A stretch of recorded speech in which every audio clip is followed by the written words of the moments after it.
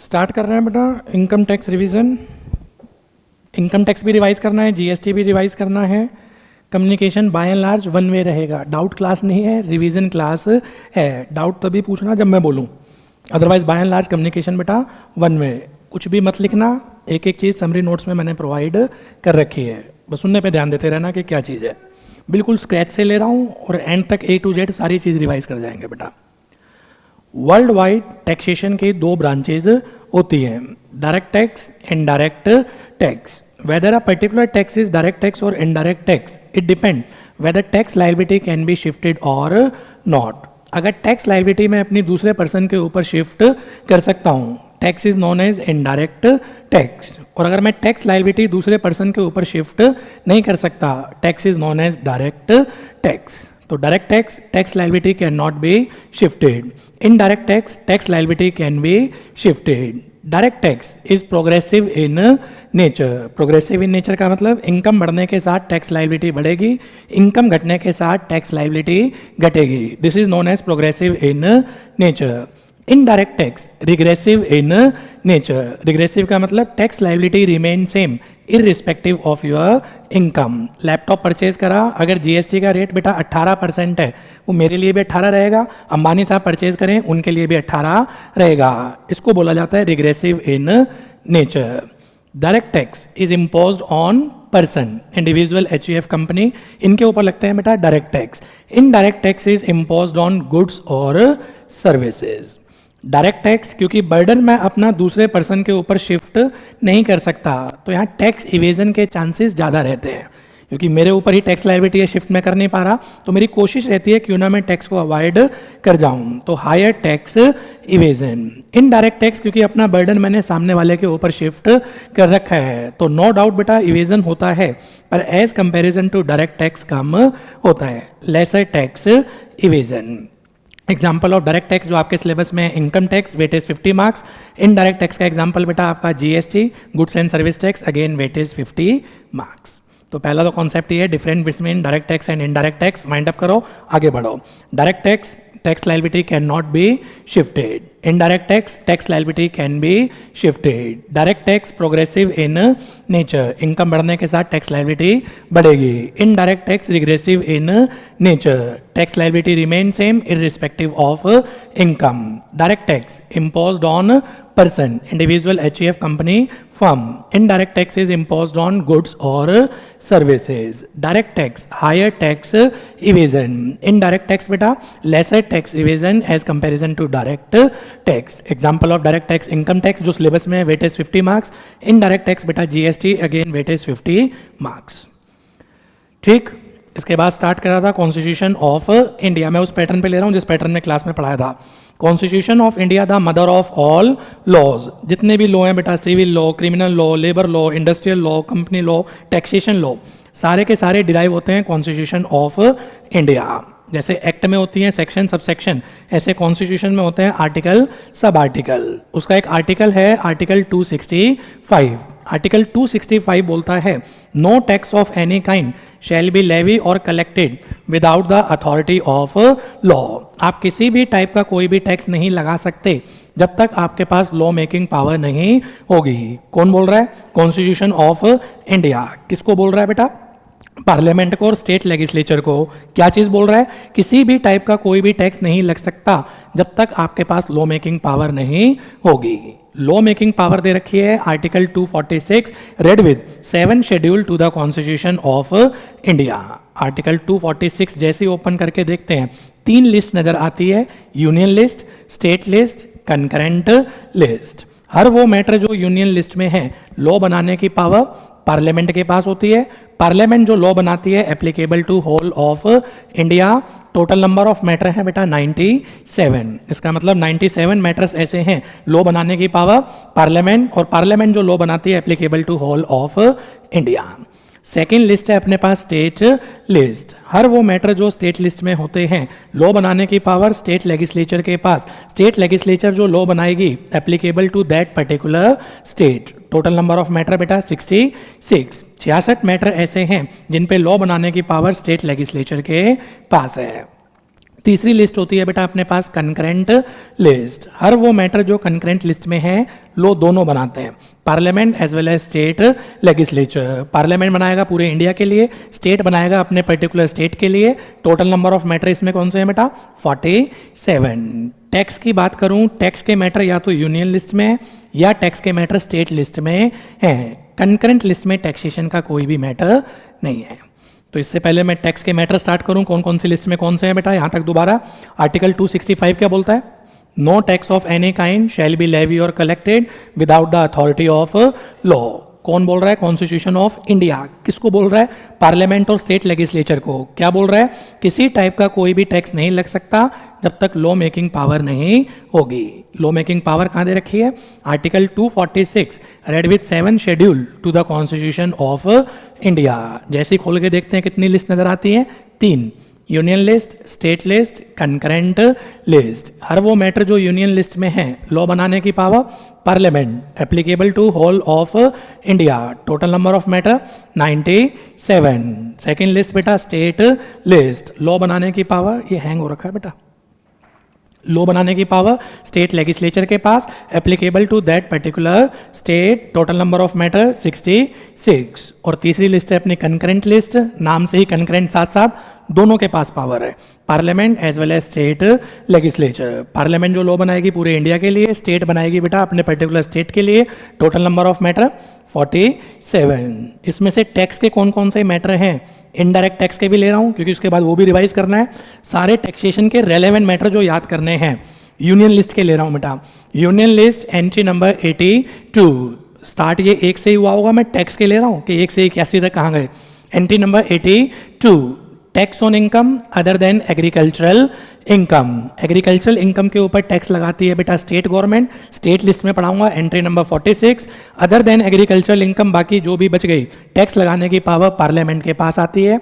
Union list entry number 82, tax on income other than agricultural income. 83, custom duty on import और export of goods. ये final में मिलेगा, knowledge के लिए याद कर लेना। गुड्स का अगर इम्पोर्ट एक्सपोर्ट होगा उसके ऊपर लगती है बेटा कस्टम ड्यूटी। सर्विसेज के इम्पोर्ट एक्सपोर्ट के ऊपर कस्टम ड्यूटी नहीं लगती, सर्विसेज के इम्पोर्ट एक्सपोर्ट के ऊपर बेटा जीएसटी चार्ज होता है। तो 83 कस्टम ड्यूटी ऑन इम्पोर्ट और export of goods. 84 central excise duty. ऐसा क्या कर दिया मैंने कि सेंट्रल एक्साइज ड्यूटी पे करनी पड़ेगी 6 गुड्स। अगर इंडिया में आप मैन्युफैक्चर करेंगे तो मैन्युफैक्चर के ऊपर एक टैक्स लगेगा, name of the tax is central excise duty. Who is liable to pay? Only manufacturer, trader wholesaler पे नहीं लगता बेटा। और हर गुड्स पे नहीं, केवल कितने गुड्स के ऊपर? 6 गुड्स के ऊपर। Petrol, diesel, petroleum crude, air turbine fuel, natural gases, tobacco and tobacco product. ये 6 गुड्स अगर इंडिया में मैन्युफैक्चर करेगा तो उसको सेंट्रल एक्साइज ड्यूटी पे करनी पड़ेगी। नेक्स्ट इसके बाद बेटा entry number 92A, central sales tax. 2 चीज होती हैं, इंटर स्टेट सेल करेंगे central sales tax, intra state sale करेंगे वैट। वैट स्टेट लिस्ट में आता है, सेंट्रल सेल्स टैक्स बेटा आपका यूनियन लिस्ट में आता है। 7 चीज़ों पे लगता है ये। 7 चीज़ों की इंट्रा स्टेट सेल होगी तो वैट लगेगा, 7 चीज़ों की अगर इंटर स्टेट सेल होगी तो आपका सीएसटी चार्ज होगा। VAT state list entry number 54, CST union list entry number 92A। 7 चीज़ें कौन कौन सी हैं बेटा?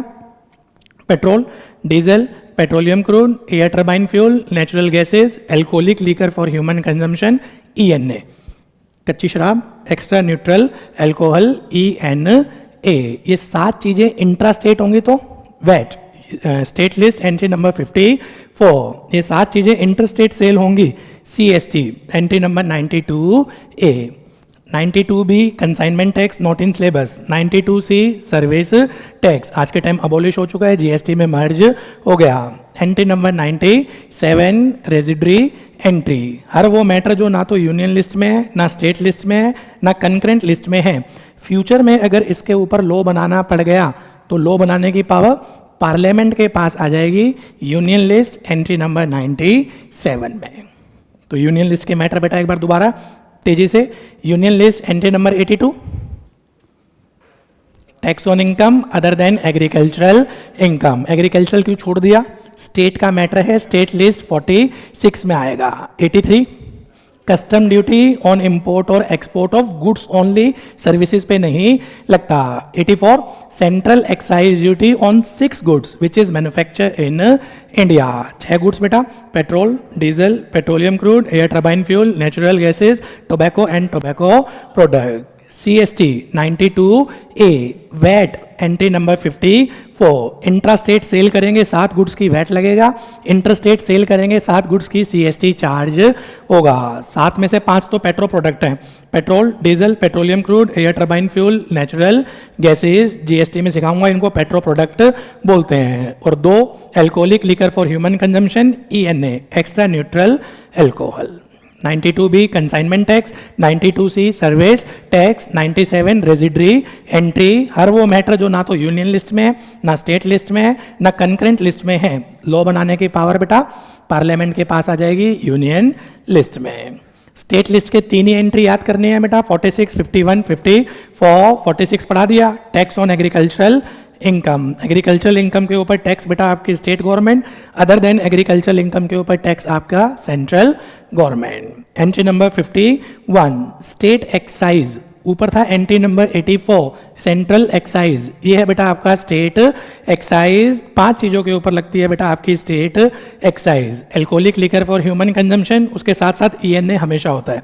Alcoholic liquor for human consumption, ENA, opium, Indian hemp, narcotics and drugs, ये चीज़ें अगर स्टेट में मैन्युफैक्चर होंगी तो इसके ऊपर लगेगा बेटा स्टेट एक्साइज। डिटेल में लूंगा जब GST रिवाइज कराऊंगा। 54 अभी डिस्कस कर दिया था, 7 गुड्स इंटर स्टेट सेल होगी तो बेटा CST, इंट्रा स्टेट सेल होगी तो वैट एप्लीकेबल होगा।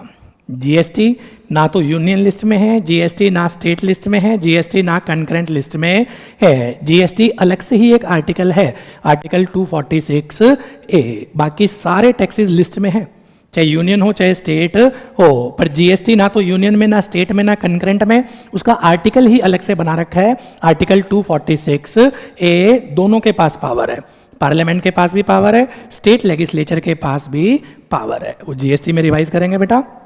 फिलहाल इनकम टैक्स की रिवीजन स्टार्ट करनी है। तो इनकम टैक्स 2 जगह नजर आता है, एक स्टेट लिस्ट में, एक यूनियन लिस्ट में। तो अगर इनकम को मैं बाइफरकेट करूं, 2 कैटेगरी में इनकम बाइफरकेट हो जाएगी, tax on agricultural income, tax on other than agricultural income. Agricultural income पे टैक्स कौन लगाएगा बेटा?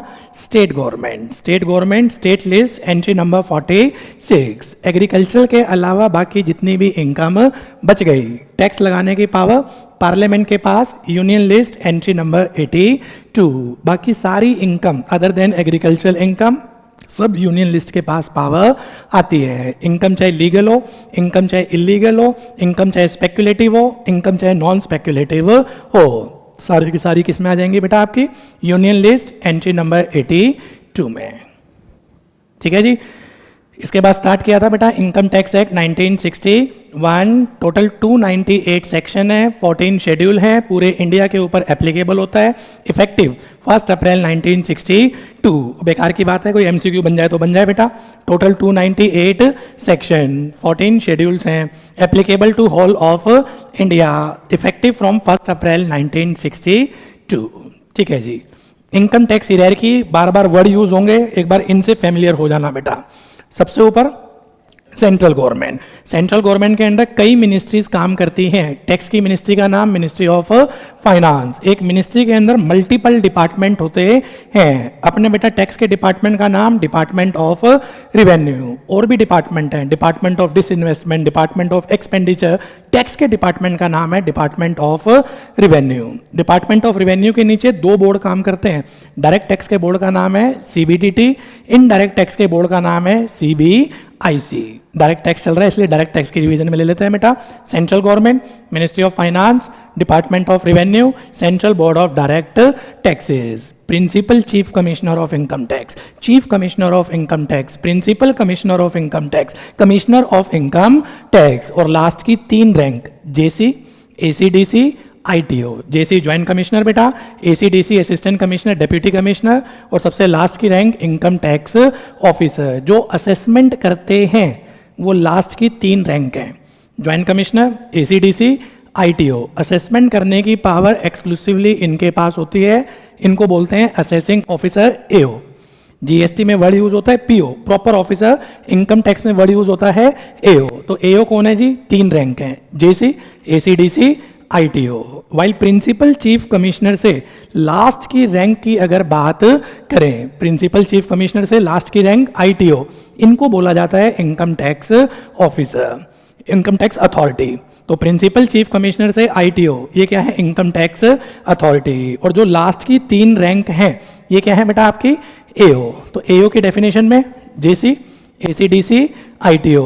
इनकम टैक्स अथॉरिटी की डेफिनेशन में बेटा प्रिंसिपल चीफ कमिश्नर से लास्ट आईटीओ तक। तो एक स्टेटमेंट बोली जाती है, all assessing officer are income tax authority but all income tax authority need not to be AO. जैसे स्क्रीन पे ध्यान दें बेटा, commissioner of income tax authority है पर असेसिंग ऑफिसर नहीं है। Principal chief commissioner income tax authority है पर असेसिंग ऑफिसर नहीं है। जेसी, एसीडीसी, आईटीओ, एओ भी है, इनकम टैक्स अथॉरिटी भी है। तो स्टेटमेंट याद रखना, all AO are income tax authority पर all income tax authority need not to be एओ।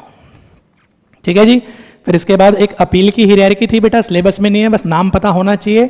एओ ने कोई ऑर्डर पास करा, मैं उसके ऑर्डर से सेटिस्फाइड नहीं हूँ, स्क्रूटनी असेसमेंट कर दी, बेस्ट जजमेंट कर दी, रेड पड़ गई, सर्च एंड सीजर हो गया, उसमें एओ ने कोई ऑर्डर पास कर दिया, सेटिस्फाइड नहीं हूँ, कहाँ जाऊँ? सबसे पहली अपील कहाँ लगती है? CIT appeal. सेकंड अपील वहां से हार जाऊं, आईटी एटी। थर्ड अपील अगर वहां से हार जाऊं बेटा, हाई कोर्ट। और चौथी अपील बेटा अगर वहां से भी हार जाऊं, सुप्रीम कोर्ट। सुप्रीम कोर्ट के बाद प्रेसिडेंट ऑफ इंडिया पे पहुंच मत जाना, वो बेटा डेथ सेंटेंस के मैटर जाते हैं। केवल 4 रूट हैं। फर्स्ट अपील सीआईटी अपील, किसके ऑर्डर के अगेंस्ट? एओ के ऑर्डर के अगेंस्ट। सेकंड अपील बेटा सीआईटी अपील से हार गया, आईटी एटी से हार गया, हाई कोर्ट से हार गया बेटा, सुप्रीम कोर्ट। और सुप्रीम कोर्ट जो बोल देती है, that become the law of land, India का कानून मान लिया जाता है। मारुति उद्योग लिमिटेड, उसका कोई केस डिसाइड हुआ कि राइट इशू के खर्चे अलाउड हो या ना हो पीजीपीपी में, अगर सुप्रीम कोर्ट ने बोल दिया अलाउड होंगे, तो मारुति के अलाउड नहीं होंगे, वो पूरे इंडिया के ही क्या हो जाएंगे बेटा? आपके खर्चे अलाउड होंगे। रेनबैक्सी ने रोड बनवाया, वो रोड बनवाने के खर्चे अलाउड हो या ना हो, सुप्रीम कोर्ट तक मैटर पहुंच गया। सुप्रीम कोर्ट ने बोल दिया जी अलाउड नहीं होंगे, रोड बनाना कैपिटल खर्चा है, उसके खर्चे अलाउड नहीं होंगे। तो रेनबैक्सी के डिसअलाउड नहीं होंगे, वो पूरे इंडिया के क्या हो जाएंगे बच्चे? डिसअलाउड होंगे। बस एक सेंटेंस याद रखना, judgement pass by supreme court that become the law of land, article 141 to the constitution of India. ठीक है जी। फिर इसके बाद बेटा बेसिक डिफरेंस बताया था मैंने, अगर मैं बोलूं इनकम टैक्स एक्ट, अगर मैं बोलूं इनकम टैक्स लॉ, तो दोनों में डिफरेंस है। GST act, GST law difference है। कंपनीज एक्ट, कंपनी लॉ, दोनों में डिफरेंस होता है। Law is a wider word than act. Law के अंदर 4 चीजें आती हैं। Law consist of number 1 act, अपने एक्ट का नाम बेटा income tax act 1961। Law consist of number 2 rules and regulation, अपने रूल्स का नाम बेटा income tax rules 1962। Law consist of circular and notification, circular and notification act का पार्ट नहीं है, सर्कुलर एंड नोटिफिकेशन बेटा आपका लॉ का पार्ट होते हैं। सर्कुलर आते हैं लॉ में क्लैरिटी देने के लिए, नोटिफिकेशन ये अपने आप में ही क्या होता है बेटा? लॉ होता है। सर्कुलर इशू करती है बेटा आपका सीबीडीटी, सर्कुलर डिपार्टमेंट पे बाइंडिंग होता है, एसएससी पे बाइंडिंग नहीं होता। सर्कुलर जितने भी इशू होते हैं डिपार्टमेंट पे बाइंडिंग है, फॉलो करना पड़ेगा। एसएससी की इच्छा है, वो चाहे तो एक्सेप्ट करे, वो चाहे तो सर्कुलर को क्या कर दे बच्चे? चैलेंज कर दे। Circular is binding only on department, not on assessee. While बात करें बेटा notification is binding on all, assessee के ऊपर, हाई कोर्ट, सुप्रीम कोर्ट के ऊपर, सबके ऊपर नोटिफिकेशन क्या होती है? बाइंडिंग होती है। सर्कुलर किसके ऊपर बाइंडिंग है बेटा? केवल और केवल डिपार्टमेंट। एसएससी के ऊपर बेटा सर्कुलर बाइंडिंग नहीं है, वो चाहे तो एक्सेप्ट करे, वो चाहे तो उसको क्या कर सकता है? चैलेंज कर सकता है। तो law consist of number 1 act, income tax act 1961। Law consist of number 2 rules, अपने लिए बेटा income tax rules 1962। Law consist of circular and notification, circular issue करने की पावर सीबीडीटी, नोटिफिकेशन इशू करने की पावर सेंट्रल गवर्नमेंट। सर्कुलर जो issue होते हैं बेटा binding only on department, not binding on SSC. SSC चाहे तो एक्सेप्ट करे, चाहे तो उसको चैलेंज कर दे। Notification is binding on all, SSC, department, high court, supreme court, सबके ऊपर नोटिफिकेशन क्या होती है बच्चे, बाइंडिंग होती है। ज़्यादा डिटेल में लूँगा जीएसटी में, क्योंकि वहाँ एक्ट में कम है, कहानियाँ सर्कुलर में ज़्यादा है, नोटिफिकेशन में ज़्यादा है। मेगा एग्जामिशन नोटिफिकेशन 12/2017, एसएससी कह रहा है मैं तो नहीं मान रहा मेगा एग्जामिशन को, चपेट पड़ेगी, वो मानना पड़ेगा। Notification binding on all. Reverse charge notification 13/2017, director की सर्विसेज आरसीएम में आ रही है, कंपनी कह रही है हम तो नहीं मान रहे, माननी पड़ेगी। नोटिफिकेशन के अंदर है 13/2017, notification binding on all. Circular आपकी इच्छा है भाई, या तो मान जा या इसको क्या कर ले, चैलेंज कर ले, आपकी इच्छा। डिपार्टमेंट को मानना पड़ेगा, डिपार्टमेंट उसके अगेंस्ट नहीं जा सकता, ठीक है जी। और law consist of number 4 judicial decision. जो हाई कोर्ट सुप्रीम कोर्ट के डिसीजन होते हैं ये आपका क्या है बच्चे, लॉ है। एक ही लाइन याद रखनी है, सुप्रीम कोर्ट का जो डिसीजन आ जाए that become the law of land, पूरे इंडिया का कानून मान लिया जाता है। Article 141 to the constitution of India, भारतीय संविधान में लिखा हुआ है, ठीक है जी। तो मैंने आपको क्या पढ़ा दिया बेटा, इनकम टैक्स हायरार्की, तेजी से भागम भागना हो जाए, तेजी से मन मेमोराइज कर लो। Central government, ministry of finance, department of revenue, central board of direct taxes, principal chief commissioner, principal commissioner, commissioner. उसके बाद लास्ट की 3 rank, joint commissioner, assistant and deputy commissioner, ITO. Last की 3 रैंक असेसमेंट करती है, इसलिए उनको क्या बोलते हैं बेटा, assessing officer. Principal chief commissioner से जो लास्ट की रैंक है आईटीओ, इनको बोलते हैं इनकम टैक्स अथॉरिटी। एक सेंटेंस याद रखने लायक होता है, सारे एओ इनकम टैक्स अथॉरिटी हैं पर सारी इनकम टैक्स अथॉरिटी एओ नहीं होती। नेक्स्ट मैंने अपील की हायरार्की आपको बताई बेटा, एओ ने कोई ऑर्डर पास करा, मैं उस ऑर्डर से सेटिस्फाइड नहीं हूं। First appeal commissioner of income tax appeal, second appeal बेटा उसके ऑर्डर के against ITAT income tax appellate tribunal, वहां से हार जाऊं हाई कोर्ट, वहां से हार जाऊं बच्चे सुप्रीम कोर्ट। फिर इसके बाद लिया difference between act and law.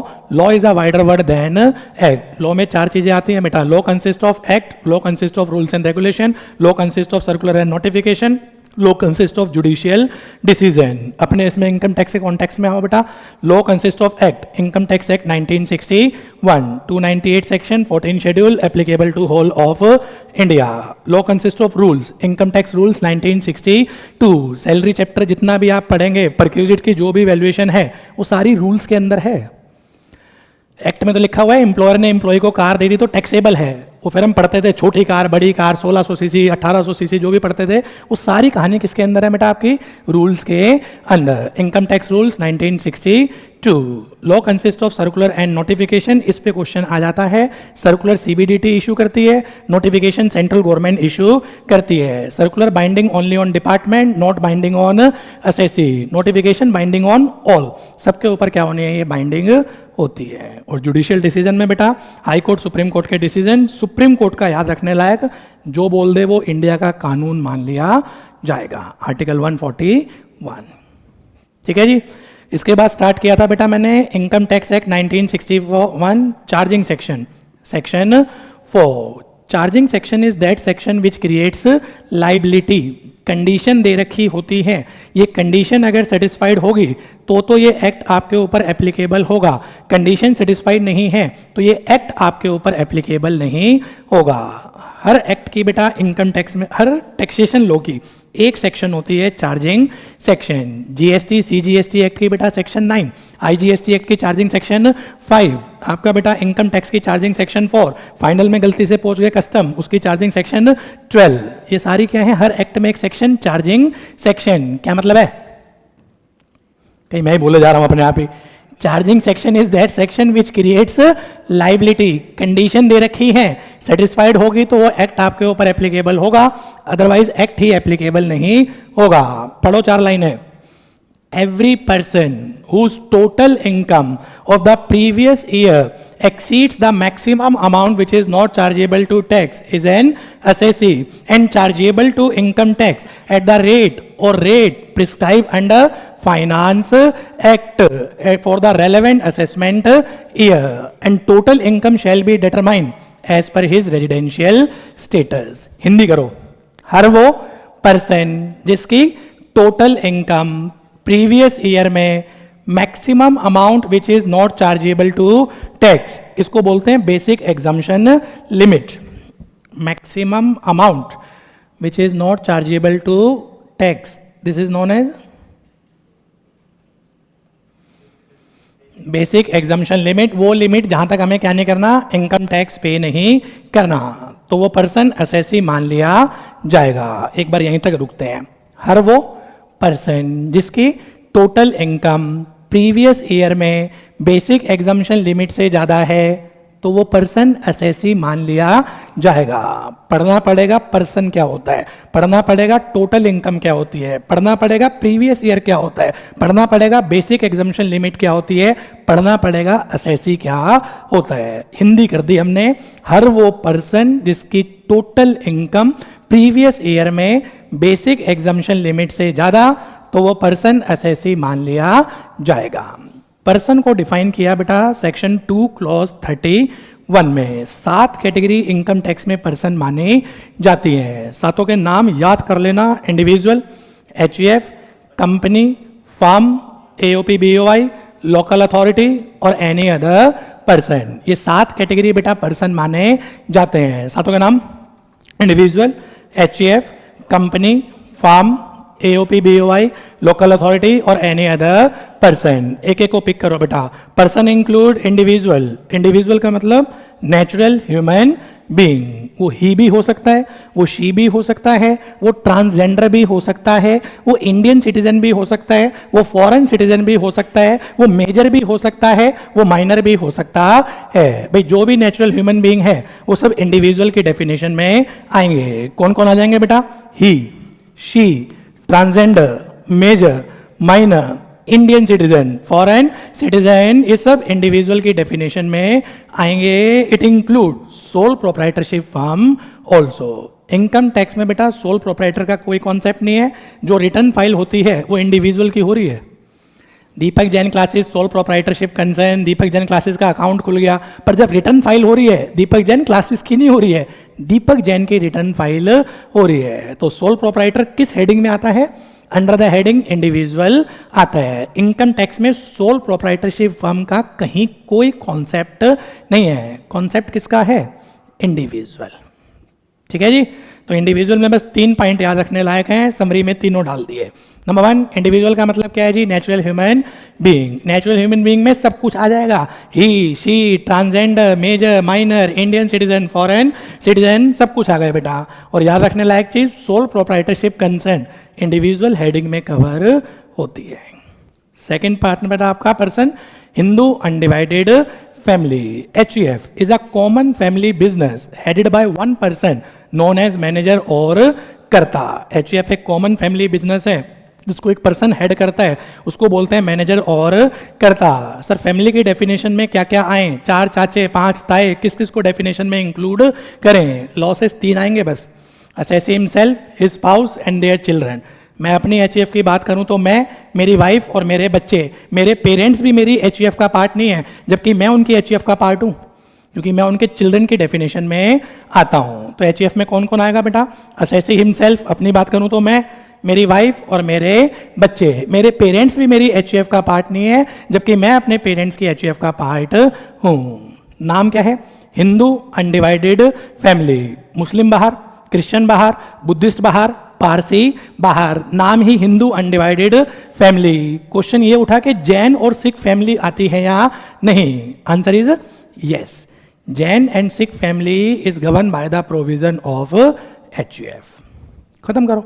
तो HUF क्या चीज है भाई? Common family business headed by one person known as manager और कर्ता. ठीक है जी. फैमिली का मतलब क्या हो? फैमिली में केवल 3 आएंगे. असेसी खुद, उसके स्पाउस एंड देयर चिल्ड्रन. और चिल्ड्रन में भी याद रखना बेटा, ही चिल्ड्रन. सन हमेशा आएगा. डॉटर जब तक अनमैरिड है अपने पेरेंट्स की HUF का पार्ट है. आफ्टर मैरिज वो अपने हस्बैंड की HUF का पार्ट होती है.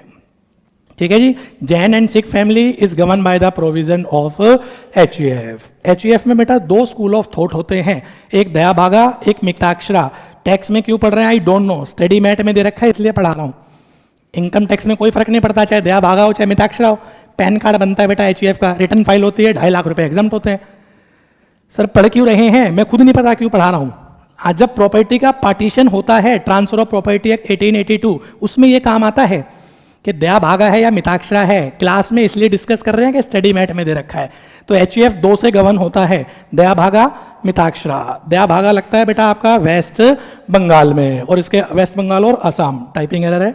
दया भागा कहाँ लगता है? वेस्ट बंगाल और असम। बाकी जो आपका मिताक्षरा है बेटा अदर देन वेस्ट बंगाल और असम। फर्क क्या होता है? दया भागा में जब एल्डर की डेथ हो जाएगी, सीनियर पेरेंट्स की जब डेथ हो जाएगी, उसके बाद ही चिल्ड्रन का बेटा प्रॉपर्टी में राइट आएगा। जबकि मिताक्षरा में बेटा जैसे ही बच्चा पैदा होगा उसका क्या आ जाएगा? प्रॉपर्टी में राइट आ जाएगा। टैक्सेशन की मैं फिर रिपीट कर रहा हूं, कोई फर्क नहीं पड़ना, चाहे दया भागा हो, चाहे मिताक्षरा हो, और चाहे आसाम से हो, चाहे दिल्ली की HEF हो, पैन नंबर बनना है और पैन के हिसाब से क्या होनी है? उनकी असेसमेंट होती है। पढ़ा इसलिए रहा हूं कि स्टडी मेट में दे रखा है, काम प्रैक्टिकल लाइफ में आएगा जब पार्टीशन होता है, असेट जब बढ़ती हैं उस टाइम ये काम आता है। Transfer of property act 1882 read with Hindu succession act में, वो LLB में काम आएगा। वो पता नहीं क्यों दे रखा नालायकों ने स्टडी मेट में दे रखा है, हमने भी पढ़ लिया। आ जाए तो चुपचाप लिख के आ जाना। चलो वापस चलो। Individual sorry person include number 1 individual, person include number 2 HEF, person include number 3 बेटा आपका कंपनी। कंपनी की एक बहुत ह्यूज एंड वाइड डेफिनेशन है इनकम टैक्स एक्ट में। कंपनीज एक्ट वाली तो सारी आएंगी, सारी A to Z, public company, private company, listed company, unlisted company, OPC आपकी आ जाएगी, प्रोड्यूसर कंपनी आपकी आ जाएगी। जो कंपनीज एक्ट की कंपनी है सारी आएंगी। Foreign body corporate income tax में कंपनी माना जाएगा। स्टैट्यूटरी कॉर्पोरेशन ये सबसे बड़ी चीज है, इनकम टैक्स में बेटा कंपनी माना जाएगा। ICAI स्टैट्यूटरी कॉर्पोरेशन है, इनकम टैक्स में कंपनी होगा।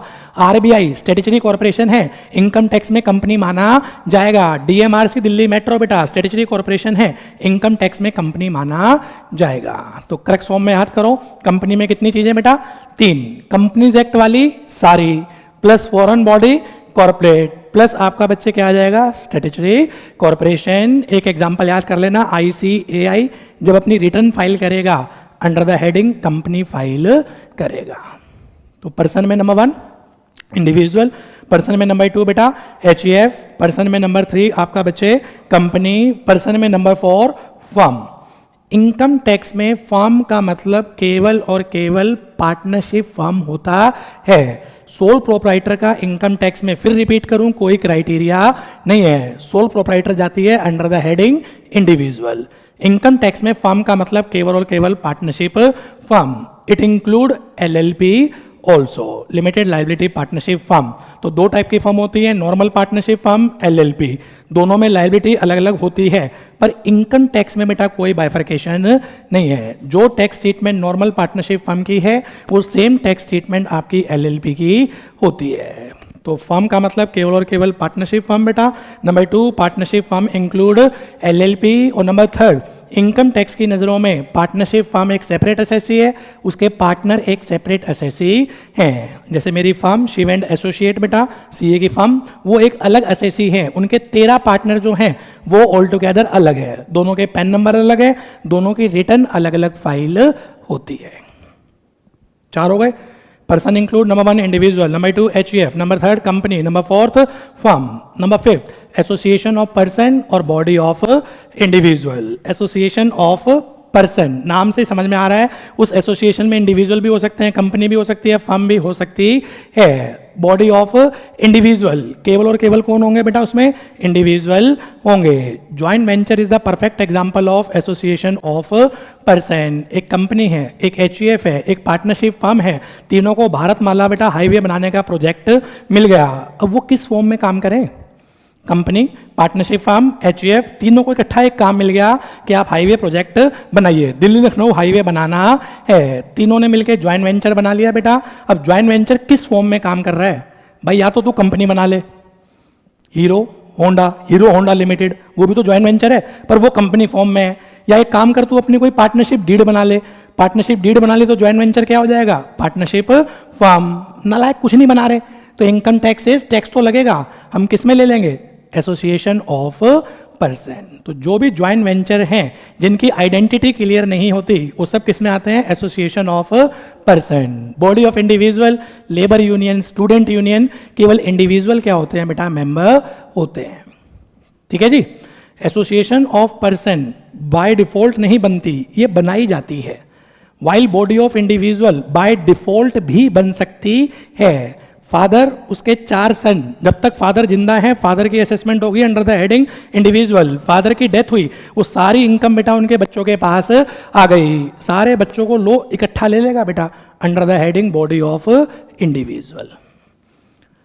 तो डिफरेंस फॉर्म में लो, एओपी बीओआई। एओपी में इंडिविजुअल भी हो सकते हैं, अदर देन इंडिविजुअल भी हो सकते हैं। बीओआई केवल और केवल क्या होंगे बेटा आपके, इंडिविजुअल होंगे। एओपी बेटा बाय डिफॉल्ट क्रिएट नहीं होती, ये बाय चॉइस होती है, इसको हम बनाते हैं। जबकि body of individual by default भी हो सकती है और बाय चॉइस भी हो सकती है।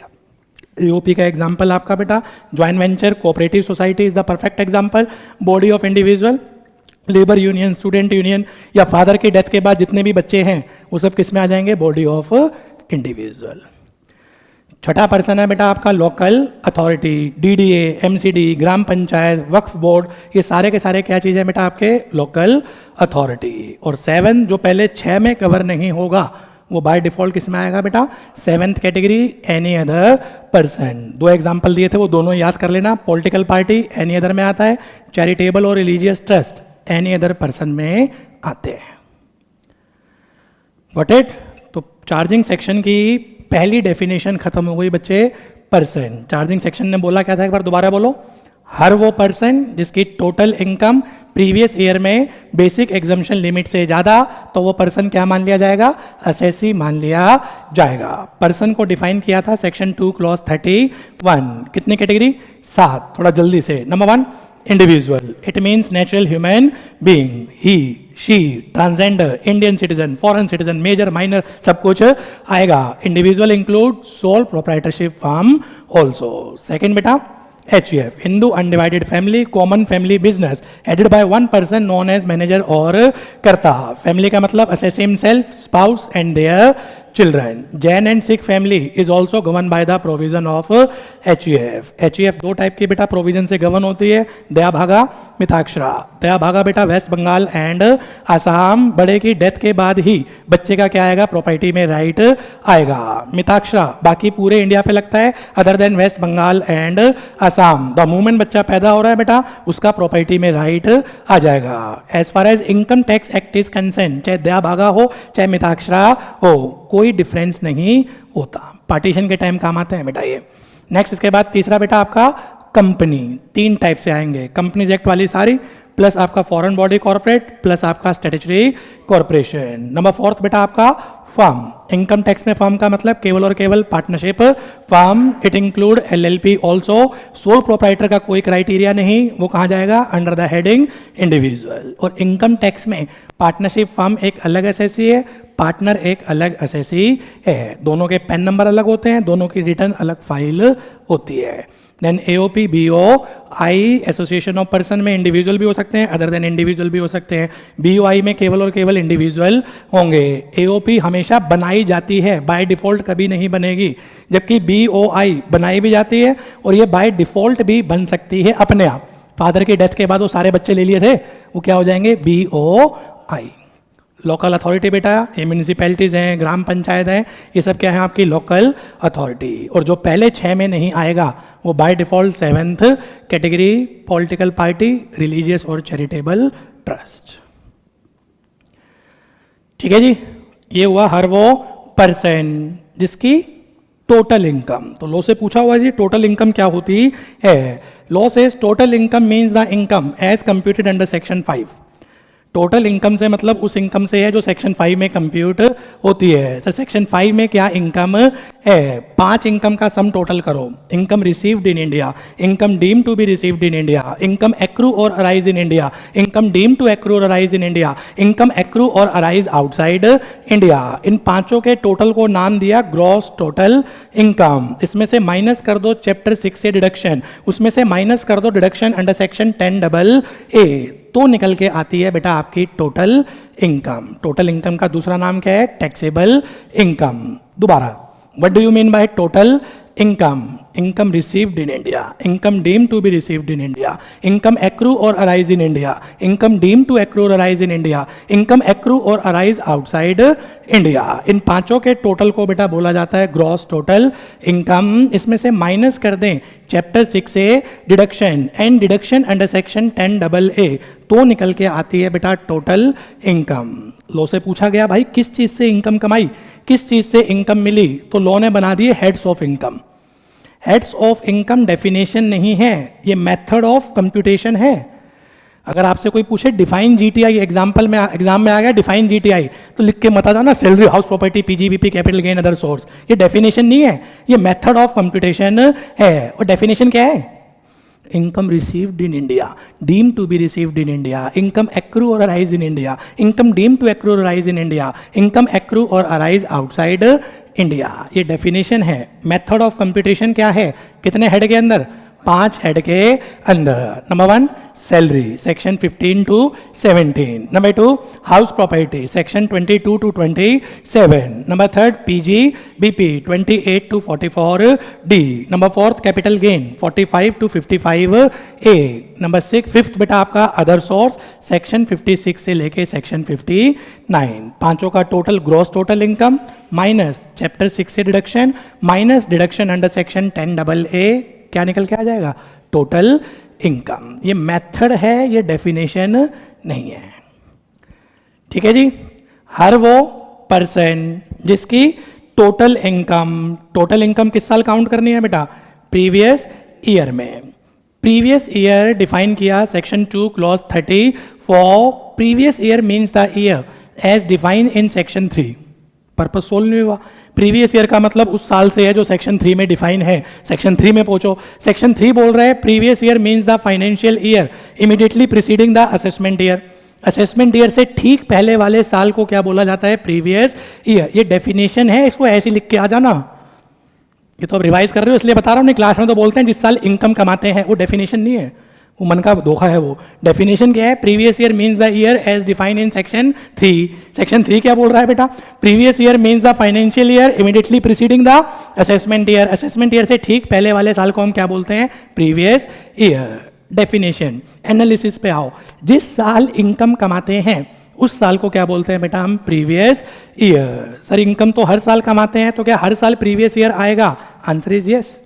हर साल इनकम कमाएंगे तो हर साल ही क्या आएगा बेटा आपका? प्रीवियस ईयर आएगा. अपने सिलेबस में प्रीवियस ईयर 24-25. तो point number 1 previous year is the year in which income is earn. Point number 2 previous year recognise करता है फाइनेंशियल ईयर को. कैलेंडर ईयर का कहीं कोई कॉन्सेप्ट नहीं है. Financial year starting from 1 April ending on 31 of March. Question, क्या previous year 12 महीने से ज़्यादा का हो सकता है? Answer is no. Previous year कभी भी 12 महीने से ज़्यादा का नहीं हो सकता. क्या प्रीवियस ईयर 12 महीने या उससे कम का हो सकता है? Answer is yes. Previous year 12 महीने से कम का हो सकता है एक केस में, when new source of income comes into existence. आज 10 नवंबर बेटा, आज मैंने अपना बिजनेस स्टार्ट किया, उससे पहले मेरा कोई सोर्स ऑफ इनकम नहीं है, तो मेरा प्रीवियस ईयर कहाँ से स्टार्ट होगा? 10 नवंबर से स्टार्ट होगा. खत्म कहाँ पर होगा? 31 मार्च को खत्म होगा. प्रीवियस ईयर एक दिन का भी हो सकता है. मेरा बिजनेस ही 31 तारीख को स्टार्ट हुआ है, तो प्रीवियस ईयर स्टार्ट भी 31 तारीख को और खत्म भी क्या हुआ बेटा आपका? 31 तारीख को. ठीक है जी.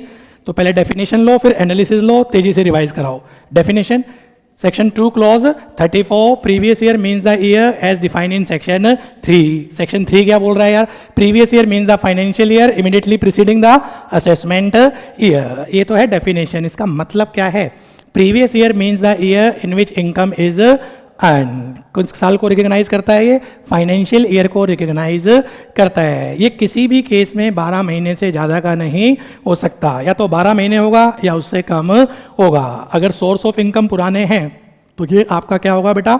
12 महीने का. अगर सोर्स ऑफ इनकम नया है तो जिस दिन सोर्स ऑफ इनकम एग्जिस्टेंस में आया प्रीवियस ईयर वहाँ से स्टार्ट होगा. खत्म हमेशा कब होगा बेटा? 31 ऑफ मार्च को. क्या प्रीवियस ईयर एक दिन का भी हो सकता है? यस, प्रीवियस ईयर एक दिन का भी हो सकता है. अगर सोर्स ऑफ इनकम 31 मार्च को एग्जिस्टेंस में आया तो ये स्टार्ट भी 31 मार्च को होगा और ये खत्म भी आपका बेटा 31 मार्च को होगा. ठीक है जी. बुक क्लोजर डेट, आप अपने बुक्स ऑफ अकाउंट कब क्लोज करते हो, इससे बेटा इनकम टैक्स को कोई लेना देना नहीं। मैं गुजरात में रहता हूँ बेटा, मेरे बुक्स ऑफ अकाउंट दिवाली की दिवाली क्लोज होते हैं, मैं प्रॉफिट दिवाली की दिवाली निकालता हूँ। मैं तमिलनाडु साउथ में रह रहा हूँ बेटा, मैं पोंगल की पोंगल अपने बुक्स ऑफ अकाउंट क्लोज करता हूँ। तो इनकम टैक्स से ओ भाई तू अपने बुक्स ऑफ अकाउंट कब क्लोज कर रहा है, हमें इससे मतलब नहीं है। प्रीवियस ईयर बता तेरा क्या है। प्रीवियस ईयर अगर 24-25 है, 1 अप्रैल 2024 से 31 मार्च 2025 तक की इनकम कंप्यूट कर देंगे। आपकी बुक क्लोजर डेट क्या है, आप दशहरे से दशहरे मनाओ, दिवाली से दिवाली मनाओ, ईद से ईद मनाओ, हमें कोई मतलब नहीं है। हम इन महीने की असेसमेंट कर देंगे 1 अप्रैल 2024 से 31 मार्च 2025। ठीक है जी। हर वो पर्सन पढ़ लिया जिसकी टोटल इनकम प्रीवियस ईयर में बेसिक एग्जम्पशन लिमिट से ज़्यादा है तो वो पर्सन असेसी मान लिया जाएगा। What is basic exemption limit? 7 person है, सातों पर्सन की बेटा बेसिक एग्जम्पशन लिमिट अलग अलग है। क्या होती है बेसिक एग्जम्पशन लिमिट? वो लिमिट जहां तक हमें टैक्स पे नहीं करना उसको बोला जाता है बेसिक एग्जम्पशन लिमिट। 7 पर्सन, सातों पर्सन को रिवाइज कराओ बेटा basic exemption limit. Individual, old tax regime, new tax revise कर रहे हो इसलिए मैं मान के चल रहा हूं पता होगा थोड़ा बहुत ये क्या होता है। Individual, old tax regime, new tax regime. Old tax regime में इंडिविजुअल की 3 कैटेगरी हैं, category A, category B, category C. Category A resident individual age 80 year और मोर। अगर इंडिविजुअल रेजिडेंट है, 80 साल या उससे ज़्यादा की उसकी एज है, बेसिक एग्जम्पशन लिमिट 5 लाख। अभी मैं ओल्ड टैक्स रिजीम बता रहा हूँ, बेसिक एग्जम्पशन लिमिट बेटा 5 lakh. Category B resident individual age 60 year और more but less than 80 year, इसकी बेसिक एग्जम्पशन लिमिट है बेटा 3 lakh. Category C any other individual not covered in A और बी, कोई भी इंडिविजुअल जो ए और बी में नहीं आता वो कैटेगरी सी में आएगा। कौन कौन आएंगे कैटेगरी सी में? 60 से कम वाले सारे, चाहे वो रेजिडेंट हो चाहे नॉन रेजिडेंट हो। 60 से ऊपर वाले भी आ जाएंगे, 80 से ऊपर वाले भी आ जाएंगे अगर वो नॉन रेजिडेंट हैं। इनकी बेसिक एग्जम्पशन लिमिट है बेटा 2.5 लाख। तो ओल्ड टैक्स रिजीम में 3 बेसिक एग्जम्पशन लिमिट हैं, 5 लाख, 3 लाख, 2.5 लाख। रिवाइज कराओ। 5 लाख रेजिडेंट एज 80 ईयर और मोर, 3 लाख रेजिडेंट एज 60 ईयर और more but less than 80 year. इसके अलावा बाकी जो भी इंडिविजुअल बच गए कैटेगरी सी में आ जाएंगे बेटा। इनकी basic exemption limit 2.5 lakh. Old tax regime. New tax regime में कोई भी एज हो, रेजिडेंट हो, नॉन रेजिडेंट हो, सबकी बेसिक एग्जम्पशन लिमिट कितनी है बेटा? 3 लाख। मैं रिवाइज करवा रहा हूँ जनवरी के लिए, ये आगे लिमिट ये भी 4 लाख हो गई है, पर अपन जो रिवाइज कर रहे हैं बेटा जनवरी के लिए। ओल्ड टैक्स रिजीम में कितने हैं? 5, 3, 2.5 एज द केस में भी। न्यू टैक्स रिजीम बेटा आपका 3 lakh.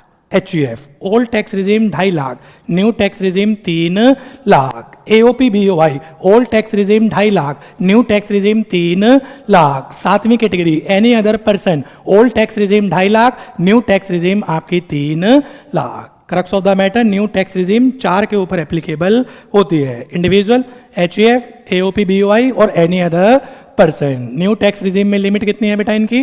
3 lakh. Old tax regime में इंडिविजुअल के 3 थे, 5, 3, 2.5 एज द केस में भी। HUF के भी 2.5 थे, AOP BOI के भी 2.5 थे और एनी अदर पर्सन के भी 2.5 थे। Partnership firm basic exemption limit nil, 1 रुपया भी कमाएंगे टैक्स देना पड़ेगा। Company basic exemption limit nil, 1 रुपया भी कमाएंगे टैक्स देना पड़ेगा। Local authority basic exemption limit nil, 1 रुपया भी कमाएंगे टैक्स पे करना पड़ेगा। तो ये है बेटा आपकी बेसिक एग्जम्पशन लिमिट, सब डाल रखी है मैंने। क्रक्स फॉर्म में एक बार दोबारा तेजी से रिवाइज करा दो। इंडिविजुअल ओल्ड टैक्स रिजीम में 3, 5 lakh, 3 lakh, 2.5 lakh as the case में भी। न्यू में 3 लाख। HUF ओल्ड में बोलो बेटा नींद आ जाएगी, ओल्ड में 2.5, न्यू में 3। आपका AOP BOI ओल्ड में 2.5, न्यू में 3। Any other person, political party, religious और चैरिटेबल ट्रस्ट ओल्ड में 2.5, न्यू में 3। पार्टनरशिप फर्म ओल्ड न्यू कुछ है ही नहीं बेटा, basic exemption limit nil. Company basic exemption limit nil. Local authority basic exemption limit nil. Charging section पे वापस पहुंचो। हर वो पर्सन जिसकी टोटल इनकम प्रीवियस ईयर में बेसिक एग्जम्पशन लिमिट से ज़्यादा, तो वो पर्सन क्या मान लिया जाएगा? असेसी मान लिया जाएगा। असेसी को डिफाइन किया बेटा section 2 clause 7। Assessee means blah blah blah and includes number 1, number 2, number 3। Definition hybrid है एसएससी की। Assessee means any person by whom any tax और any other sum is payable under income tax act. हर वो person जिसे income tax act में या तो कोई टैक्स देना है या कोई इंटरेस्ट देना है, पेनल्टी या लेट फी देनी है, तो वो पर्सन क्या मान लिया जाएगा बेटा? एसएससी मान लिया जाएगा। एक स्टेटमेंट आती है इसमें एग्जाम में, every SSC is a person while every person need not to be an assessee। Statement is absolutely true. मैं आपकी बात करूं बेटा, आप इंडिविजुअल हैं, पर्सन है, पर आपको कोई टैक्स नहीं देना, तो आप असेसी नहीं है। मैं इंडिविजुअल पर्सन भी हूं बेटा और मुझे टैक्स पे करना है, तो मैं क्या माना जाऊंगा? असेसी माना जाऊंगा। दोबारा, assessee means any person by whom any tax और any other sum is payable under income tax act and include 3 type of assessee. Number 1, every person in respect of whom any proceeding is taken under income tax act. हर वो person जिसके against income tax में कोई कार्यवाही start हो गई, वो person assessee मान लिया जाएगा। एग्जाम्पल दिया था बेटा डीमोनेटाइजेशन के टाइम, आपके पेरेंट्स ने आपके अकाउंट में 2.5 लाख रुपए डाल दिए, इनकम टैक्स से नोटिस आ गया, सोर्स प्रूव करो कि एकदम 2.5 लाख रुपए कहाँ से आए, तो आप भी क्या मान लिए जाओगे? असेसी मान लिए जाओगे। Every assessee in respect of whom any proceeding is taken under income tax act. कोई भी पर्सन जिसके अगेंस्ट इनकम टैक्स में कार्यवाही स्टार्ट हो गई, वो पर्सन असेसी मान लिया जाएगा। Number 2, assessee include representative assessee. कई बार ऐसा होता है कि जिस पर्सन ने इनकम कमाई है, गवर्नमेंट ऑफ इंडिया उससे टैक्स ही रिकवर नहीं कर पाती, तो गवर्नमेंट दूसरे पर्सन से क्या करती है? टैक्स रिकवर करती है। उस दूसरे पर्सन को बोला जाता है रिप्रेजेंटेटिव असेसी। इनकम किसी और की है, रिप्रेजेंट कोई और कर रहा है। ऐसा तब होता है जब गवर्नमेंट जिसने इनकम अर्न करी है उससे टैक्स रिकवर नहीं कर पा रही। माता Vaishno Devi shrine board trust पूरे साल में इनकम कमाई 1000 करोड़ बेटा। तिरुपति बालाजी ट्रस्ट पूरे साल में इनकम कमाई 5000 करोड़। टैक्स किससे लें? माता Vaishno Devi super natural power है बेटा, वो कहाँ मिलेंगे साहब? और किसको मिलना है? लॉसेस किसको पकड़ लो? ट्रस्टीज। इनकम ट्रस्टी की नहीं है, इनकम माता Vaishno Devi shrine board trust की है, पर लॉ ने किसको रिप्रेजेंटेटिव असेसी मान लिया? ट्रस्टी को रिप्रेजेंटेटिव असेसी मान लिया। एक माइनर बच्चा जॉनसन्स बेबी की एड में काम कर रहा है, उसे ये भी नहीं पता बेचारा वो ऐड कर रहा है, उसने इनकम कमाई है, उसकी इनकम के ऊपर टैक्स पे लगेगा, पर वो पे कैसे करे? उसे नहीं पता कि टैक्स क्या होता है। आपको नहीं पता चल रहा अभी तक, उस माइनर को क्या पता चलेगा? तो लॉ से उसके गार्जियन को धर लो, उसके गार्जियन क्या माने जाएंगे? Representative assessee. तो assessee include number 1, every person in respect of whom any proceeding is taken under income tax act. Assessee number 2, representative assessee. और असेसी नंबर 3 बेटा असेसी इन डिफॉल्ट। अब आप रिवाइज कर रहे हो, सारा पढ़ लिया। टीडीएस की ऑब्लिगेशन डाल दी लॉ ने पेयर के ऊपर कई जगह बेटा टीडीएस की ऑब्लिगेशन डाल दी। भाई टीडीएस नो डाउट आपके लिए खर्चा है, उस खर्चे के ऊपर टीडीएस काट ले, नहीं तो आप ही मान लिए जाओगे एसएससी इन डिफॉल्ट। मैं एम्प्लॉयर, आप मेरे एम्प्लॉय, बेटा मैंने आपको सैलरी दी, सैलरी मेरे लिए खर्चा है, पर मेरे ऊपर ऑब्लिगेशन आ गई कि टीडीएस काट के मैं क्या करूं? पेमेंट करूं। लॉ से पूछा भाई मैं टीडीएस क्यों काटूं? मेरी तो इनकम ही नहीं है। लॉ से टीडीएस काट, उसके बाद ही पेमेंट करियो। नहीं, एम्प्लॉय को तो बाद में देखेंगे, एम्प्लॉयर ही क्या मान लिया जाएगा? असेसी इन डिफॉल्ट मान लिया जाएगा। पीजीबीपी में पढ़ाया था बेटा, खर्चा पे किया रेंट, टीडीएस काट के पे करना, खर्चा पे करा इंटरेस्ट, टीडीएस काट के पे करना, तभी ये खर्चा क्या होगा बेटा? अलाउड होगा। अदरवाइज खर्चा ही क्या हो जाएगा? 30% एक्सपेंस आपका डिसअलाउड हो जाएगा। वो तो है ही, उसके अलावा पेनल्टी और लगेगी। आप मान ले जाओगे असेसी इन डिफॉल्ट। तो ये थी बेटा आपकी definition of assessee. Wind up हुई, लेमैन की लैंग्वेज से वाइंड अप करो बेटा। हर वो, सॉरी पहले असेसी की definition, every person in respect of whom any proceeding is taken under income tax act, वो भी असेसी है।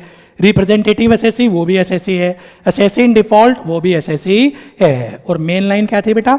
एवरी पर्सन जिसको क्या करना है? इनकम टैक्स एक्ट में कोई टैक्स या अदर सम पे करना है, तो वो पर्सन भी क्या मान लिया जाएगा? असेसी मान लिया जाएगा। समझ आ रहा है? मैं अपने आप खुश हो रहा हूं। प्रवचन समझ में आ रहा है? चलो वापस पहुंचो चार्जिंग सेक्शन पे। फिर हर वो पर्सन जिसकी टोटल इनकम प्रीवियस ईयर में बेसिक एग्जम्पशन लिमिट से ज्यादा है तो वो पर्सन असेसी मान लिया जाएगा। असेसी को टैक्स पे करना है इन द असेसमेंट ईयर। तो अगली डेफिनेशन है बेटा असेसमेंट ईयर। असेसमेंट ईयर की legal definition section 2 clause 9। Assessment year means a period of 12 month starting from 1 अप्रैल। नालायक सी डेफिनेशन है अगर डेफिनेशन की बात करें। Assessment year means a period of 12 month starting from 1 अप्रैल। ये तो वही डेफिनेशन। इसका मतलब क्या होता है? जिस साल असेसमेंट होती है या जिस साल हमें टैक्स पे करना होता है उस साल को बोला जाता है बेटा आपका असेसमेंट ईयर।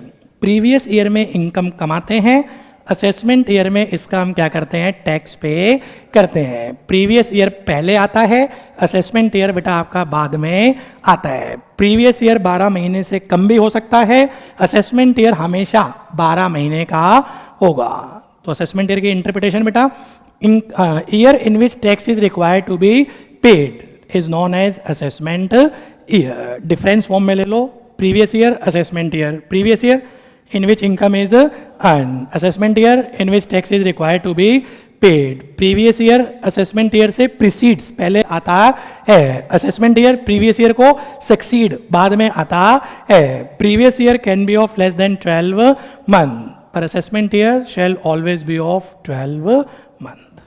सिलेबस की बात करूं बेटा, प्रीवियस ईयर 24-25, असेसमेंट ईयर आपका 25-26। ठीक है जी। तो हर वो पर्सन जिसकी टोटल इनकम प्रीवियस ईयर में बेसिक एग्जम्पशन लिमिट से ज़्यादा, तो वो पर्सन क्या मान लिया जाएगा? असेसी मान लिया जाएगा। असेसी को टैक्स पे करना है इन द असेसमेंट ईयर। यहीं पे कॉन्सेप्ट होता है previous year rule and it's exception. Basic में से अगर कुछ आता है तो सबसे ज़्यादा ये आता है। What is previous year rule? Previous year में कमाइए, असेसमेंट ईयर में टैक्स पे कीजिए। This is known as previous year rule. Income is earned in previous year and tax is required to be paid in assessment year. इसकी exception है। इसका क्या मतलब है बेटा?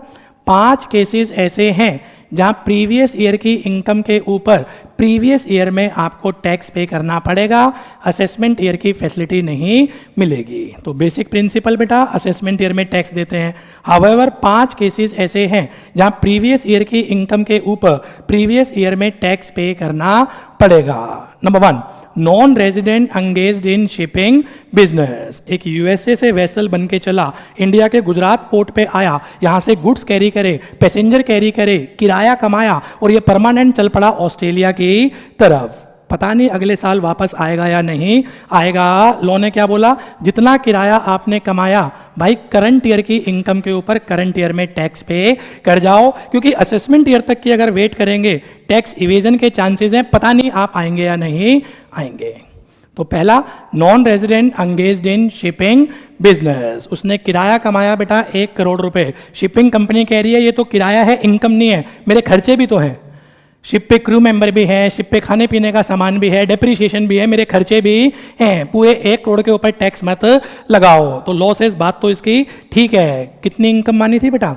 7.5% of total fare shall deem to be the income. 7.5% total किराए का मान लिया जाएगा आपकी इनकम है। 92.5% छोड़ दिए खर्चे के, इनकम कितनी मानी जाएगी? 7.5%। तो पॉइंट फॉर्म में आ जाओ। सबसे पहला, non resident engaged in shipping business, current year की इनकम पे करंट ईयर में टैक्स देना पड़ेगा, मैंडेटरी है। एओबी पोस्टपोन नहीं कर सकता। पहले 2 मैंडेटरी है, आखिरी के 3 ऑप्शनल है। हाँ करो, मेन बैच में पढ़ा रखा है। पहले 2 मैंडेटरी है, आखिरी के 3 एओ की इच्छा पे है। वो चाहे तो असेसमेंट ईयर में ले, वो चाहे तो प्रीवियस ईयर में ले ले। पहला मेरी तरफ से खत्म। Non resident engaged in shipping business, 7.5% of total किराया इनकम मान लिया जाएगा भाई, टैक्स पे कर दे, उसके बाद ही इंडिया से बाहर जाने देंगे। Number 2, person living India permanently. एक इंडिविजुअल परमानेंटली क्या कर रहा है बेटा? इंडिया छोड़ के जा रहा है। लॉ से आप इंडिया से बाहर चले जाएंगे, अगले साल आप नहीं आएंगे, हमारा टैक्स इवेजन होगा। भाई करंट ईयर की इनकम के ऊपर करंट ईयर में टैक्स पे करके जा, मैंडेटरी है। एओबी पोस्टपोन नहीं कर सकता, बिना इसके आपको इंडिया से बाहर नहीं जाने देंगे। पहला non resident engaged in shipping business, दूसरा पर्सन लिविंग इंडिया परमानेंटली, तीसरा AOP BOI form for a particular purpose and purpose is over within previous year. एक यूएस की पार्टी, एक यूके की पार्टी, एक रशिया की पार्टी, इंडिया में बेटा इन्होंने एक ज्वाइंट वेंचर लगा लिया। वो ज्वाइंट वेंचर आज कंप्लीट हो गया 10 नवंबर को। यूएस वाला यूएस चला जाएगा, यूके वाला यूके चला जाएगा। कहाँ इनसे हम टैक्स रिकवर करते फिरेंगे? लॉसेज भाई करंट ईयर की इनकम के ऊपर आप करंट ईयर में टैक्स पे कर जाओ।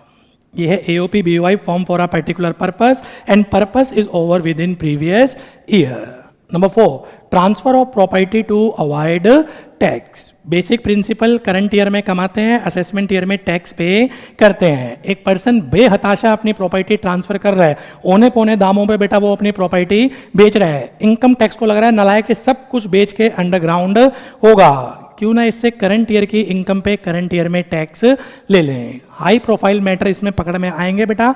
एक पर्सन बेहताशा अपनी प्रॉपर्टी ट्रांसफर कर रहा है, सीबीआई की रेड पड़ी हुई है, ईडी की रेड पड़ी हुई है, इनकम टैक्स का नंबर बाकी है, इनकम टैक्स को पता है नालायक कभी भी अंडरग्राउंड हो जाएगा। करंट ईयर की इनकम पे करंट ईयर में टैक्स पे कर दो। और पांचवा और लास्ट था बेटा आपका डिसकंटिन्यूड बिजनेस। अगर साल में आपका कोई बिजनेस डिसकंटिन्यू होता है तो एओ चाहे तो करंट ईयर की इनकम पे करंट ईयर में टैक्स ले सकता है। ये 5 एक्सेप्शन थे बेटा प्रैक्टिकल लाइफ में, क्योंकि आप रिवाइज कर रहे हो, टोटल 7 है। छठा टीडीएस, वो भी करंट ईयर की इनकम पे करंट ईयर में ही कटता है। 7वां एडवांस टैक्स, 10,000 या उससे ज़्यादा की टैक्स लाइबिलिटी है तो वो भी करंट ईयर में देना होता है। हाँ कर दो, अब रिवाइज कर रहे हो, सब कुछ पढ़े बैठे हो। लॉ में लिखी 5 हैं पर सही मायने में 7 एक्सेप्शन है ये। 5वीं छठी क्या हो जाएगी बेटा? टीडीएस, वो भी तो करंट ईयर में ही कट रहा है, असेसमेंट ईयर तक की कहाँ वेट कर रहे हैं। और 7वां क्या था बेटा? एडवांस टैक्स, 10,000 या उससे ज़्यादा होते ही करंट ईयर में क्या करना पड़ता है? टैक्स जमा करवाना पड़ता है। एग्जाम में लिख के आना 5, प्रैक्टिकली कितनी है बेटा आपकी? 7। पांचों के नाम बोलना, पांचों के नाम। Number 1, non resident engaged in coaching business, shipping business, income कितनी मानी जाएगी? 7.5% ऑफ टोटल किराया। नंबर 2, पर्सन लिविंग इंडिया घूमना purpose permanently. Number 3, AOP BOI form for a particular purpose and purpose is over within previous year. Number 4, transfer of property to avoid tax. Number 5th and last बेटा आपका साहब discontinued business. Number 6 knowledge के लिए TDS. Number 7th knowledge के लिए advance tax. तो ये theoretical question आता है बेटा previous year rule and it's exception. Charging section पे वापस पहुंचो, पहला चैप्टर कंप्लीट हो जाएगा बेटा। हर वो पर्सन जिसकी टोटल इनकम प्रीवियस ईयर में बेसिक एग्जम्पशन लिमिट से ज़्यादा है तो वो पर्सन असेसी मान लिया जाएगा।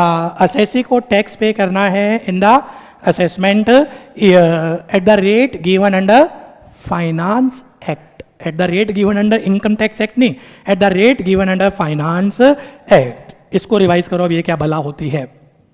Rate of income tax is not given under income tax act. Rate of tax is given from finance act. क्या होता है फाइनेंस एक्ट? हर साल रूलिंग पार्टी के फाइनेंस मिनिस्टर पार्लियामेंट में बेटा बजट प्रेजेंट करते हैं। बजट में पूरी इकोनॉमी एज ए होल उसकी कहानी होती है। एग्रीकल्चर में क्या करना है, डिफेंस में क्या करना है, एजुकेशन में क्या करना है, टैक्स में क्या करना है। बजट एज ए होल उसमें टैक्स का डॉक्यूमेंट होता है, उसको बोलते हैं फाइनेंस बिल। ये फाइनेंस बिल बेटा आपका पार्लियामेंट के दोनों हाउसेज में प्रेजेंट होता है, अपर हाउस में, लोअर हाउस में। इसमें डिबेट चलती है। जब डिबेट कंप्लीट हो जाती है एंड प्रेसिडेंट ऑफ इंडिया अपनी एसेंट दे देते हैं, then finance bill become the finance act. कितने दिन के अंदर अंदर? 75 डेज के अंदर अंदर। जो बहस करनी है 75 दिन में कर लो बेटा। ये मान लिया जाता है कि बजट पास हो गया। दोबारा, हर साल रूलिंग पार्टी के फाइनेंस मिनिस्टर पार्लियामेंट में बजट प्रेजेंट करते हैं। बजट में पूरी इकोनॉमी एज ए होल उसकी कहानी होती है। डिफेंस में क्या करना है, एजुकेशन में क्या करना है, हेल्थ केयर में क्या करना है। बजट में टैक्स का एक डॉक्यूमेंट होता है, उस टैक्स के डॉक्यूमेंट को बोलते हैं बेटा फाइनेंस बिल। उस फाइनेंस बिल को पार्लियामेंट के दोनों हाउसेज में प्रेजेंट करते हैं, upper house lower house. Debate चलती है, जब डिबेट कंप्लीट हो जाती है एंड प्रेसिडेंट ऑफ इंडिया अपनी एसेंट दे देते हैं, then finance bill become the finance act. 75 दिन के अंदर हो जाता है बेटा, ये मान लिया जाता है कि बजट पास हो गया। इसमें पढ़ने लायक जो चीज़ है आपके सिलेबस में बेटा, फाइनेंस एक्ट 2024, उसी को अगर पढ़ें तो कैसे पढ़ें। फाइनेंस एक्ट 2024, इनकम टैक्स की अगर बात करें 4 पार्ट नजर आएंगे। पार्ट 1, 2, 3, 4 भी होता है, कई बार ABCD भी होता है, पर पार्ट कितने होंगे इनकम टैक्स के बेटा? 4। Part 1 current year tax rate, previous year 23-24 बोल दो, या असेसमेंट ईयर बेटा आपका 24-25 बोल दो। पार्ट 2 नेक्स्ट ईयर आपके बच्चे एडवांस टैक्स, नेक्स्ट ईयर आपके साहब TDS rate other than salary. Next year का मतलब फाइनेंशियल ईयर क्या हो जाएगा बेटा आपका 24-25। नेक्स्ट इसके बाद पार्ट 3 नेक्स्ट ईयर आपका advance tax rate and TDS on salary 24-25। और part D method of computation of agricultural income. Central government guideline देती है स्टेट गवर्नमेंट को कि इनकम कैसे कंप्यूट करनी है एग्रीकल्चरल इनकम। तो डी तो अपने मतलब का नहीं है बेटा, अपने मतलब के हैं ABC। टाइपिंग एरर है, ये डी है। ये कब आया होगा बजट? सर कानून है क्या फरवरी में ही आएगा ना? अंग्रेजों के जमाने से ट्रेंड बना हुआ है कि फरवरी में ही क्या होता है बेटा आपका बजट आता है। वो 75 दिन जोड़ते हैं तो अप्रैल के आसपास बन जाता है ना, तो इसलिए ट्रेंड बना हुआ है अंग्रेजों के ज़माने से कि बजट जो प्रेजेंट होगा फरवरी में प्रेजेंट होगा। Part 1 current year tax rate, फरवरी कौन से साल में आती है, याद करने का तरीका। तो फाइनेंशियल ईयर बोलोगे तो 23-24, असेसमेंट ईयर बोलोगे तो बेटा 24-25। ठीक है जी। इसके बाद नेक्स्ट ईयर TDS रेट, इसका नेक्स्ट ईयर कौन सा बनेगा? और उसके बाद next year advance tax rate, वो भी 24-25। जो ये पार्ट C होता है अगले बजट में, पार्ट A बन जाता है ये।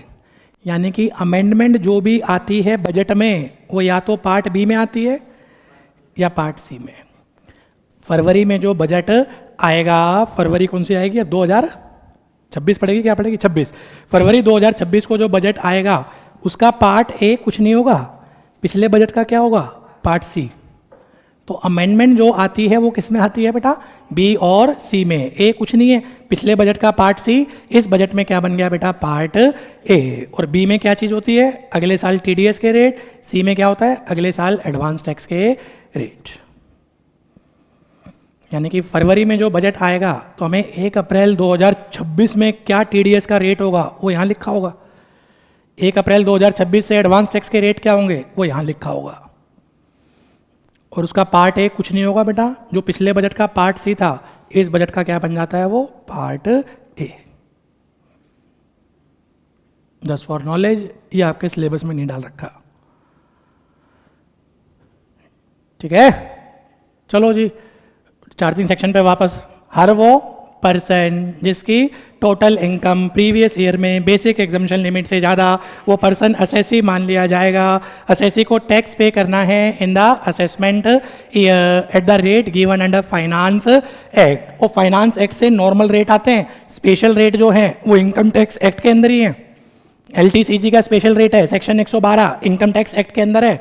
LTCG 112A income tax act के अंदर है। जो स्पेशल रेट है वो सब इनकम टैक्स एक्ट के अंदर है। Casual income 30% income tax act में है, conceal income 60% income tax act के अंदर है, special rate income tax act में है। और जो जनरल रेट होते हैं वो सारे किससे आते हैं बेटा? आपके फाइनेंस एक्ट। टोटल इनकम किसके हिसाब से निकलेगी? As per his residential status. पहला चैप्टर खत्म हो गया बेटा, बेसिक। 2 पॉइंट हो रहे हैं, rounding off of total income और टैक्स इंटरेस्ट। कितने में राउंड ऑफ होता है इनकम? शुक्र है रिवाइज कर रहे हो भाई। इनकम 10 रुपए के मल्टीपल में राउंड ऑफ होती है। अगर लास्ट की फिगर 5 रुपए या उससे ज़्यादा है अपर हैंड पे चले जाते हैं, लास्ट की फिगर 5 रुपए से कम है तो लोअर हैंड पे आ जाते हैं। टैक्स इंटरेस्ट कितने पे बेटा, पेनल्टी, वो भी 10 के मल्टीपल में राउंड ऑफ होती है। एक जगह हमने 100 के मल्टीपल में राउंड ऑफ करा था, किसी को याद हो?